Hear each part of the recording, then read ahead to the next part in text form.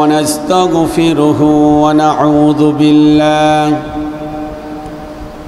ونعوذ بالله من شرور أنفسنا ومن سيئات أعمالنا من يهد الله فلا مضل له ومن يضلله فلا هادي له ونشهد أن لا إله إلا الله وحده لا شريك له ونشهد أن سيدنا وحبيبنا وسندنا ومولانا محمدا عبده ورسوله أرسله بالحق بشيرا ونذيرا وداعيا إلى الله بإذنه وسراجا وقمرا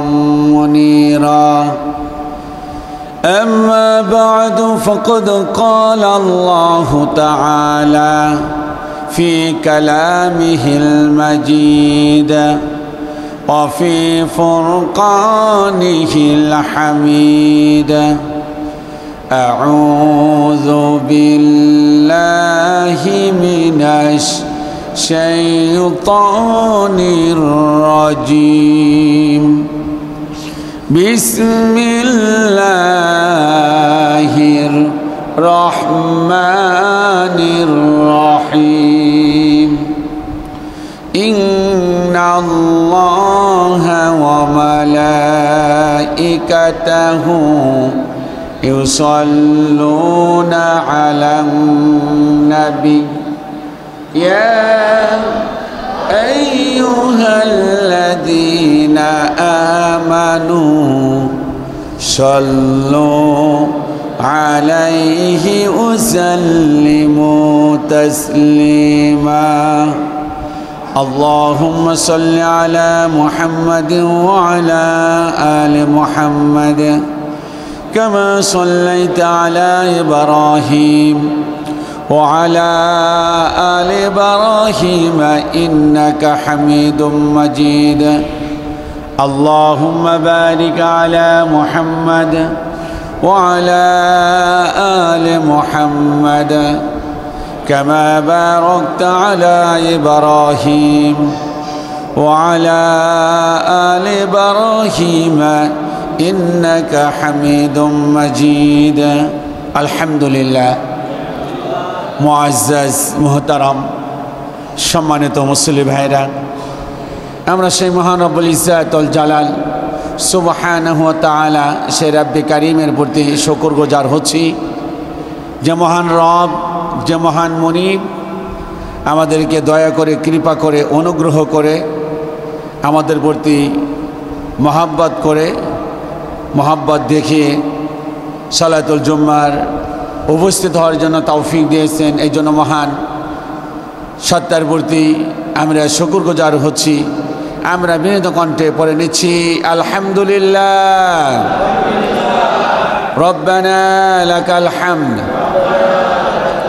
হামদান কাসীরান তাইয়্যিবান মুবারাকান ফি সম্মানিত ভাইরা যেসব কারণে মানুষ জাহান্নামের মধ্যে পতিত হবে সে বিষয়গুলো নিয়ে আমরা আলোচনা করতেছিলাম গত সপ্তাহে বলেছি যে বেশি পাওয়ার ধান্দা যারা বেশি পাওয়ার চিন্তায় মগ্ন থাকে আল্লাহ পাক তাদেরকে জাহান্নামে নিক্ষিপ্ত করবেন দলিল হিসাবে আমি পেশ করেছিলাম সূরা তাকাসুরে আল্লাহ পাক বলছেন আলহাকুমুত তাকাসুর বেশি পাওয়ার ধান্দা তোমাদেরকে গাফিল করে ফেলেছে ভুলের মধ্যে ফেলে দিয়েছে হাত্তা যুরতুমুল মাকাবির যতক্ষণ পর্যন্ত তোমরা কবরে উপনীত না হও আজকে আমরা যেসব কারণে মানুষ জাহান্নামে যাবে দ্বিতীয় নম্বরে যে বিষয়টি আপনাদের সামনে উপস্থাপন করছি তা হলো যে অবাধ্যতা আল্লাহ পাকের সঙ্গে অবাধ্যতা করা এবং সীমা লঙ্ঘন করা আল্লাহ পাক একটি হুদুদ দিয়েছেন সীমা দিয়েছেন এই সীমাকে যারা অতিক্রম করবে, আল্লাহর বিধান হালাল এর মধ্যে থাকতে হবে, হালালকে উপেক্ষা করে যারা হারামের মধ্যে নিবেদিত হবে, আল্লাহ পাক তাদেরকে জাহান্নামের মধ্যে নিক্ষিপ্ত করবেন। কোরআন আল কারিমে আল্লাহ পাক সূরাতুন নিসার 14 নং আয়াতে ঘোষণা দিচ্ছেন, وَمَن يَعْصِ اللَّهَ وَرَسُولَهُ وَيَتَعَدَّ حُدُودَهُ يُدْخِلْهُ نَارًا خَالِدًا فِيهَا وَلَهُ عَذَابٌ مُهِينٌ। وَمَن يَعْصِ اللَّهَ, আল্লাহ পাক বলেন শোনো, যারা আল্লাহর সঙ্গে অবাধ্যতা করবে, ওয়াতাআদ্দা হুদুদাহু, আর আল্লাহর সীমা অতিক্রম করবে। আল্লাহর সীমা হলো তোমরা হালাল খাও, খবরদার হারাম খেও না। আল্লাহর সীমা হলো খবরদার লা তাকুলু আমওয়ালাকুম বাইনাকুম বিল বাতিল, অন্যায়ভাবে কারো সম্পদ গ্রাস করো না। যারা অন্যায়ভাবে মানুষের সম্পদকে গ্রাস করে, জুলুম করে, অত্যাচার করে, মানুষের সম্পদকে হরণ করে, অথবা যারা নিজের ভাইকে ঠকায়, যারা নিজের বোনকে ঠকায়, অথবা ওজনে যারা কম দেয়, আল্লাহ পাক বলেছেন ওয়াইলুল লিল মুতাফফিফিন আল্লাযীনা ইযা ক্তালু আলান নাসি ওয়ায়াস্তাউফুন। আল্লাহ পাক বলেন ওই সকল লোকের জন্য দুর্ভোগ, ওই সকল লোকের জন্য অত্যন্ত কষ্টকর জাহান্নাম আল্লাহ পাক রেখে দিয়েছেন, যারা মানুষের কাছ থেকে আনার সময় বেশি করে আনে আর ওজনে কম দেয়। যারা ওজনে কম দেয় তারা হলো আল্লাহর সীমা অতিক্রম করে। আবার আল্লাহ পাক বলেছেন লা তাকুলুর রিবা আযআফা মুযাআফা, খবরদার চক্রাহারে তোমরা সুদ খেও না। যারা সুদ খায় তারাও আল্লাহর সীমা অতিক্রম করে। আল্লাহর সীমা অতিক্রম করে যারা সুদ খায়, আল্লাহ পাক বলেছেন ওয়ালাহু আযাবুম মুহিন, আল্লাহ পাক বলেন তাদের জন্য রয়েছে হলো অত্যন্ত কষ্টকর শাস্তি, অপমানজনক শাস্তি। এই জন্য প্রথমত হলো আল্লাহর সীমাকে অতিক্রম করা যাবে না, কোনো ক্রমেই আল্লাহর সীমাকে অতিক্রম করে হারাম পন্থায় পা দেওয়া যাবে না। শুধুমাত্র আমি এতক্ষণ বললাম যে খাবারের ক্ষেত্রে, হারাম উপার্জনের ক্ষেত্রে। আবার দেখুন কোরআন বলেছেন মুমিন নর এবং নারীদেরকে বলুন তাদের চক্ষুকে যেন নিম্নগামী করে, আর যেন কি করে লজ্জাস্থানকে হেফাজত করে। আবার পুরুষের বেলাও একই কথা বলেছেন, নারীদের ব্যাপারে একই কথা বলেছেন। অতএব এই চোখকে হালাল পন্থায় ব্যবহার করতে হবে, হারাম পন্থায় ব্যবহার করা যাবে না। এই হারাম পন্থায় যারা ব্যবহার করবে তারাও আল্লাহর সীমাকে অতিক্রম করলো। তারা কি করলো? হারাম পন্থায় চোখকে যারা ব্যবহার করবে তারাও তাদের চোখকে হারাম পন্থায় ব্যবহার করার কারণে তারা আল্লাহর সীমাকে অতিক্রম করলো। আল্লাহর সীমা হলো কাপড় পরিধানের ক্ষেত্রে পুরুষের নাভি থেকে শুরু করে টাকনুর উপর পর্যন্ত কাপড় পরিধান করা, এটা হলো একটা আল্লাহর সীমা। কেউ যদি ওই কাপড় পরিধানের ক্ষেত্রে যদি টাকনুর নিচে পুরুষ মানুষ হয়ে কাপড় পরিধান করে, সে ব্যক্তিও আল্লাহর সীমা অতিক্রম করলো। আবার খেয়াল করে দেখেন নারীদের ব্যাপারে, দেখুন হাতের কবজি, মুখের অবয়বটা, মুখের ফেসটা আর পায়ের পাতা, এই তিনটা ব্যাপারে বলা হয়েছে উন্মুক্ত রাখতে পারবে। তবে অধিকাংশ ফকি বলেছেন না, এই হাতের পাতা এবং মুখের অবয়ব এটাও খোলা রাখা যাবে না, মুখ থেকে অনেক সময় জেনা ব্যভিচার ছড়িয়ে পড়ে। তাহলে মনে রাখবেন এই নারী যদি টাকনুর উপরে কাপড় পরে আর যদি কোনো অঙ্গ প্রত্যঙ্গ ঢেকে না রাখে, তাহলে সে ব্যক্তিও আল্লাহর সীমাকে অতিক্রম করলো, আল্লাহর হুদুদকে লঙ্ঘন করলো। আল্লাহ পাক বলেন ওয়াতাআদ্দা হুদুদাহু, আর যারা আমার সীমাকে অতিক্রম করবে ইউদখিলহু নারন, আমি আল্লাহ পাক তাদেরকে জাহান্নামের মধ্যে প্রবেশ করাবো, খালিদান ফিহা, চিরকালের জন্য। অতএব 2 নম্বরে যেসব কারণে মানুষ জাহান্নামে যাবে, আল্লাহর অবাধ্য হওয়া যাবে না এবং আল্লাহর সীমাকে অতিক্রম করা যাবে না। মেহেরবানি করে জবান খুলে বলেন, আল্লাহর সীমা অতিক্রম করা যাবে না, আল্লাহর হুদুদকে কি করা যাবে না? অতিক্রম করা যাবে না। আর প্রথমত বলেছে ওমাইয়া আসিল্লাহ, আল্লাহ এবং তার রাসূলের অবাধ্য হওয়া যাবে না। আল্লাহ এবং তার রাসূল যে নির্দেশনা দিয়েছেন, যে দিক নির্দেশনা দিয়েছেন, সেই দিক নির্দেশনার মধ্যে আমাদেরকে থাকতে হবে।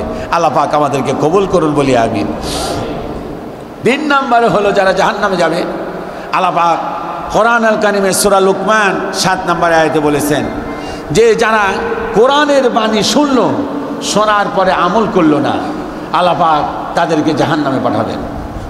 আল্লাহ পাক কোরআন আল কারিমে বলেন ওয়া ইযা তুতলা আলাইহি আয়াতুনা, আর যখন খতিব সাহেবেরা, আর যখন মাওলানা সাহেবেরা, আর যখন ওয়াইজিনরা, বক্তারা, আর যারা দায়ী তারা যখন মানুষদের সামনে আয়াতুনা, আল্লাহর আয়াত সুন্দর করে তাফসীর করে শোনায়, ওয়াল্লা মুস্তাকবিরন, তারা শোনার পর ওয়াল্লা অহংকার বশত, মুস্তাকবিরন অহংকার বশত মুখটাকে ফিরিয়ে নেয়। তার মানে কোরআন শুনলো, হাদিস শুনলো, হাদিস শোনার পর আমল করলো না। আল্লাহ পাক বলেন কাআল্লাম ইয়াসমাআহা, যেন সে শুনতেই পায় নাই।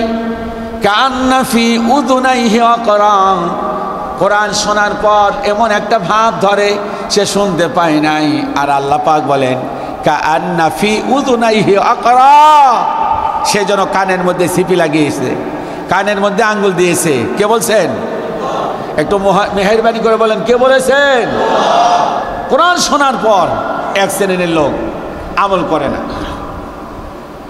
কানের মধ্যে মনে হয় সিপি লাগিয়েছে, নামাজটা শেষ করতে দেরি, হারাম কাজে সম্পৃক্ত হতে দেরি না। যেই সে ব্যবসায় ভেজাল দিত, জুম্মার নামাজটা কোনো রকম পড়ে, জুম্মার বয়ানটা কোনো রকম শোনে, শোনার পর সেই হারাম কাজের মধ্যে চলে যায়। আল্লাহ পাক বলছেন ফাবাশশিরহু বিআযাবিন আলীম,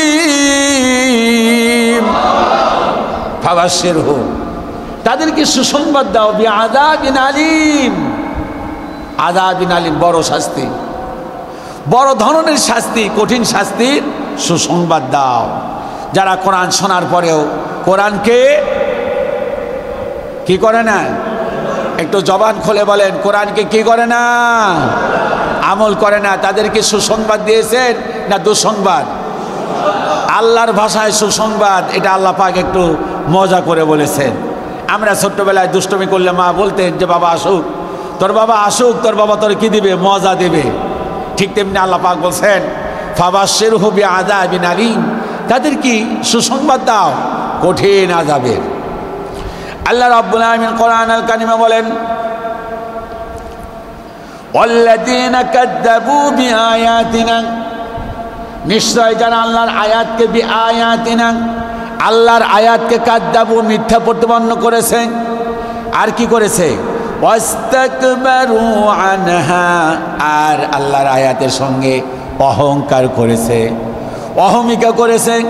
উলাইকা আসহাবুন নার,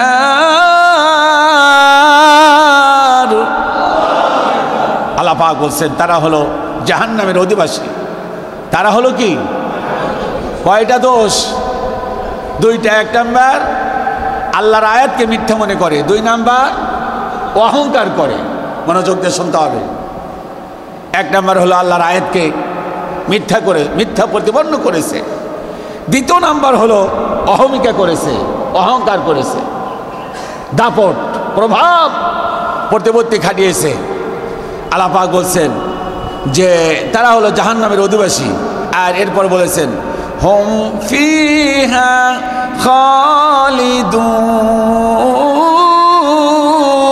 খালিদুন, আর সেখানে তারা চিরকালের জন্য স্থায়ী বাসিন্দা হয়ে যাবে। কোথায়? একটু আওয়াজ দিয়ে বলেন কোথায়? কেন? 1 নাম্বার আয়াতকে মিথ্যা প্রতিপন্ন করেছে, 2 নাম্বার আল্লাহর আয়াত তো মানেই না। যদি বলা হয় কোরআনের আইন হলো চোর এবং চুন্নি আসারিকা সারিকা, চোর এবং চুন্নির হাত কেটে দাও, আয়াত মানি না, আবার বলে এই যুগে কি এটা কি সম্ভব হাত কেটে দেওয়া? তার মানে কি একটু অহংকার করলো, কোরআনের আয়াতের সাথে কি করলো? অহংকার করলো। আবার যদি বলা হয় জেনাকার জেনাকারিনী তাদেরকে পাথর মেরে সঙ্গে সার করে দাও, কোরআন আল কারীম আল্লাহ পাক সূরা নূরের মধ্যে বলেছেন আয-যানিয়াতু ওয়াজ-যানিয়া ফাজলিদু কুল্লা ওয়াহিদিম মিনহুমা মিয়াতা জালদা। জেনাকার জেনাকারিনী অবিবাহিত হলে তাদেরকে মিয়াতা জালদা 100টি বেত্রাঘাত মারো। কয়টা? একটু আওয়াজ দিয়ে বলেন কয়টা? 100 বেত মারো। আর যদি বিবাহিত হয় তাহলে পাথর মেরে তাকে দুনিয়া থেকে বিদায় করে দাও। এই আয়াতে কারিমা যখন বলা হয় যে এই আয়াত পার্লামেন্টে রাষ্ট্রীয়ভাবে এটি বাস্তবায়ন করা জরুরি, কারণ যেভাবে জেনা ব্যভিচার বেড়ে চলেছে, আয়াত যদি বাস্তবায়িত হয় আর জেনাকার জেনাকারিনী খুঁজে পাওয়া যাবে না। এক শ্রেণীর লোক দেখবেন এই আয়াত তো মানেই না, এই আয়াত মানে না, বরং বলে এই যুগে কি আর এই পাথর মেরে মানুষকে মারা এটা সম্ভব? তার মানে আল্লাহর আয়াতের সঙ্গে অহংকার করলো। আছে না নাই? একটু মেহেরবানি করে বলেন আছে না নাই? আল্লাহ পাক এদেরকে কি বলেছেন? এরা কি কোথাকার বাসিন্দা?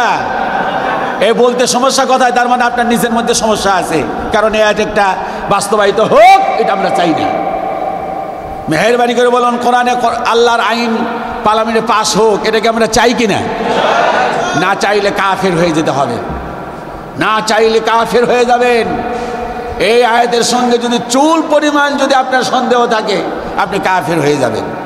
এই জন্য আল্লাহ পাক বলছেন হুম ফিহা খালিদুন, হুম ফিহা খালিদুন। তারা আয়াতকে মিথ্যা প্রতিপন্ন করে, অহংকার করে, তারা হলো জাহান্নামের বাসিন্দা, আর তারা চিরকাল সেখানে থাকবে।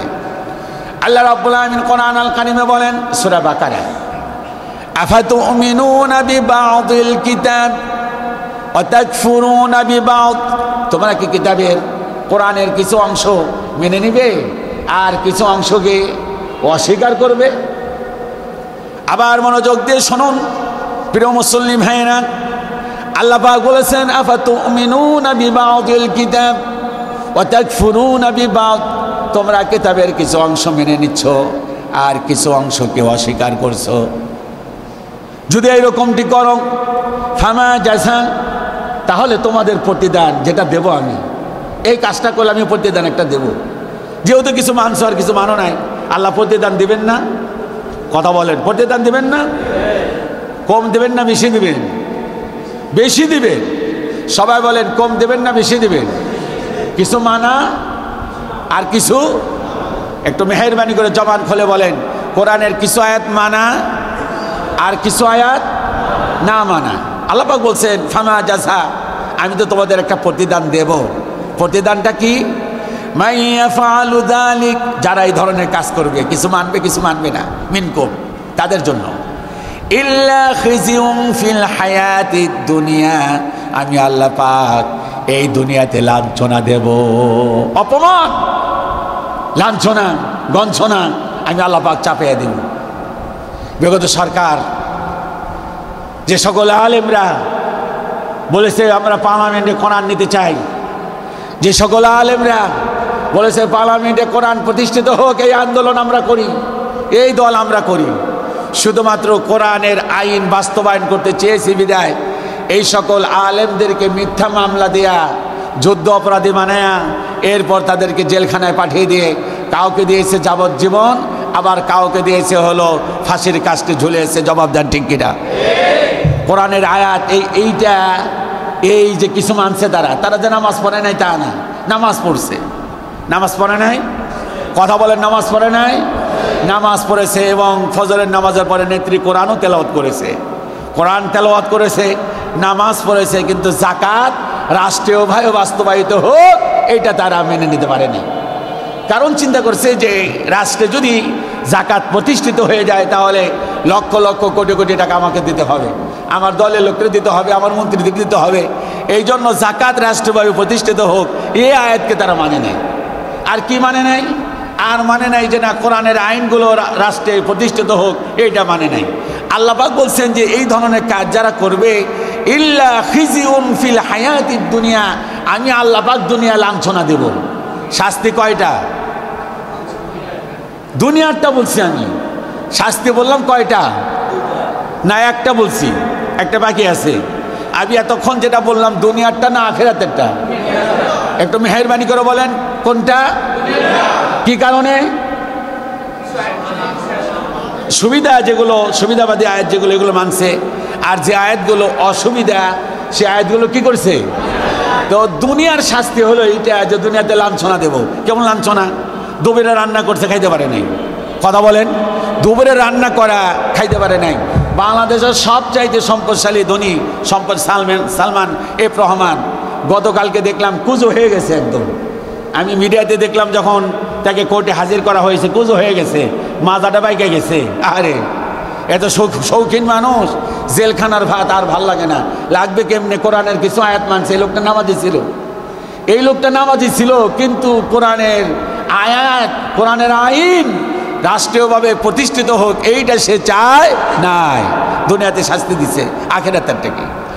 আখিরাতেরটা হলো ওয়ায়াউমাল কিয়ামাতি ইউরাদ্দুনা ইলা আশাদ্দিল আযাব। ওয়ায়াউমাল কিয়ামা, আর কিয়ামতের শাস্তি হলো ইউরাদ্দুনা ইলা আশাদ্দিল আযাব। আমি আল্লাহ পাক আখিরাতে কঠিন আযাবের ব্যবস্থা রেখে দিয়েছি। তাহলে কোরআনের আয়াত কিছু মানে, কিছু মানে না। শাস্তি হবে এহকাল আর কোথায়? একটু মেহেরবানি করে বলেন এহকাল। এহকালের শাস্তি কি? লাঞ্ছনা। আর পরকালের শাস্তি কি? তাহলে তার জীবনটা সফল না বিফল? বিফল। এই জন্য আমার ভাইরা, জাহান্নামে যারা যাবে, 3 নম্বরে বলতেছিলাম যে যারা কোরআনের বাণী শোনে কিন্তু আমল করে না, আল্লাহ পাক তাদেরকে জাহান্নামে পাঠাবে। আল্লাহ রাব্বুল আলামিন বলেন, শোনো, ওমাল্লাহু বিগাফিলিন আম্মা তা'মালুন। ও জালিমরা, মনোযোগ দিয়ে শোনো। তোমরা যারা বলো আমরা শরিয়া আইন মানি না, তোমরা যারা বলো আমরা কোরআনের আইন মানি না, যারা এই ধরনের কথা বলো, আল্লাহ পাক বলেছেন ওমাল্লাহু বিগাফিলিন আম্মা তা'মালুন। তোমরা যে সব কাজ করো আমি আল্লাহ পাক সেসব বিষয়ে গাফিল না। তুমি ভাবছো যে জুলুমের পর জুলুম, বছরের পর বছর জুলুম করতেই থাকবে আর আমি আল্লাহ পাক দেখতে থাকবো? বিষয়টা এরকম না। জুলুমের মাত্রা যখন বেড়ে যায় তখন আল্লাহ পাক ওই জালিমকে গলায় গামছা দিয়ে ধরে, আর পালিয়ে যাওয়ার আর কোনো সুযোগ থাকে না। বলতে পারেন যে না পালিয়ে তো গেছে, পালিয়ে যাওয়াতে আমাদের জন্য কল্যাণ হয়েছে না অকল্যাণ হয়েছে? না, অকল্যাণ হয় নাই, কল্যাণ হয়েছে। পালিয়ে থাকলে তার চেলা চামচা যারা আছে তারা মাথা গাছে চারা দিয়ে দাঁড়িয়ে তো, এখন দাঁড়াতো। এখন আসল নেত্রী যখন নাই, এখন নেতা নেত্রীরা মাথা চারা দিয়ে দাঁড়ায় না। চিন্তা করে আসল নেত্রী যখন নাই, আমরা চারা দিয়ে দাঁড়ায় লাভটা কি? এই জন্য আল্লাহ পাক বলেন ওমাল্লাহু বিগাফিলিন আম্মা তা'মালুন। তোমরা যে সব কাজকর্ম করো এই বিষয়ে আমি আল্লাহ পাক কিন্তু গাফিল না, আমি সব জানি, সব খবর রাখি। চিল্লায় কি আল্লাহু আকবার বলবেন না? আল্লাহ পাক বলেন, শোনো, উলাইকাল্লাযীনা ইশতারাবুল হায়াতাদ দুনিয়া বিল আখিরাহ ফালা ইউখাফফাফু আনহুমুল আযাব ওয়ালা হুম ইউনসারুন। আল্লাহু আকবার। আল্লাহ পাক বলেন এই সকল লোকেরা, উলাইকাল্লাযীনা, এই সকল লোকেরা ইশতারাবুল হায়াতাদ দুনিয়া বিল আখিরাহ, আখিরাতের বিনিময়ে তারা দুনিয়া ক্রয় করে নিয়েছিল। আখিরাতের বিনিময়ে কি কিনে নিয়েছে? একটু মেহেরবানি করে বলেন, দুনিয়া কিনছে না আখিরাত কিনছে? কার পরিবর্তে? আখিরাত। বলে আখিরাত বরবাদ, আখিরাতের দরকার নেই, আমাদের দরকার কি? দুনিয়া। তারা বলছে না, ওই জালেমেরা বলছে যে দুনিয়ায় দরকার, আখিরাত আবার কি? এই বেলাতে মদ খেয়ে নাও, কাল বাঁচবে ভরসা কই, চাঁদ তো উঠিবে যোগ যোগ ধরি, আমরা তো আর রব না সই। এক ধরনের জালেমেরা তারা আখিরাতকে বাদ দিয়া দুনিয়া ক্রয় করে নিয়েছে, দুনিয়াটাকে প্রাধান্য দিয়েছে। আল্লাহ পাক বলেন, শোনো, ফালা ইউখাফফাফু আনহুমুল আযাব, তাদের জন্য সামান্য পরিমাণ আযাব কম করা হবে না। কথা কার? আরো জোরে বলেন। কথা কি ফাইনাল না সেমিফাইনাল? কি ফাইনাল? ফাইনালটা কি? এদের জন্য কোনো আযাব কম করা হবে না, আযাব আমাদের জন্য কম করা হবে। আমরা ভুল করি কিনা? আমাদের ভুল হয় কিনা? কথা বলেন, ভুল হয় কিনা? আমাদের জন্য আল্লাহ পাক ইচ্ছে করলে আযাব কমিয়ে দিতে পারে। কিন্তু যারা মানুষের উপর জুলুম করবে আর কোরআনের কিছু মানবে আর কিছু মানবে না, আল্লাহ পাক বলেন, ফালা ইউখাফফাফু আনহুমুল আযাব, আমি আল্লাহ পাক এদের জন্য আযাব কমাবো না কিয়ামতের দিন, যেটা প্রাপ্তি ওইটাই দিয়ে দিব। ওয়ালা হুম ইউনসারুন, আর কিয়ামতের দিন তাদের কোনো সাহায্যকারী থাকবে না। তারা যতই বলুক যে আমরা রাসূলের ভালোবাসি, ইয়া নবী সালাম আলাইকা বলে আমরা জিলাপি খাই, আল্লাহ পাক বলেন ওয়ালা হুম ইউনসারুন, তাদের কোনো সাহায্যকারী থাকবে না। কিয়ামতের দিন সাহায্যকারী থাকবে হলো নবী এবং রাসূলেরা। সুবহানাল্লাহ বলেন। কোন নবী? জনাবে মুহাম্মদুর রাসূলুল্লাহ সাল্লাল্লাহু আলাইহি ওয়াসাল্লাম হাজারবার রওজাও গেলেও, তাদের রওজা মোবারকে গিয়া কাঁদলেও কাজ হবে না। যারা কোরআনের কিছু মানে আর কিছু মানে না, কিয়ামতের দিন নবীজি তাদেরকে শাফায়াত করবে না। ওয়ালা হুম ইউনসারুন, এর ব্যাখ্যা এটাই। কিয়ামতের দিন আল্লাহ পাক তাদেরকে সাহায্য করবেন না, নবী রাসূলেরা তাদের জন্য এগিয়ে আসবেন না। এই জন্য কোরআনের পুরোটা মানবেন না অর্ধেকটা মানবেন? কে কে পুরোটা মানবেন একটু হাত তুলে দেখান তো দেখি। লিল্লাহি তাকবীর বলুন, আল্লাহু আকবার।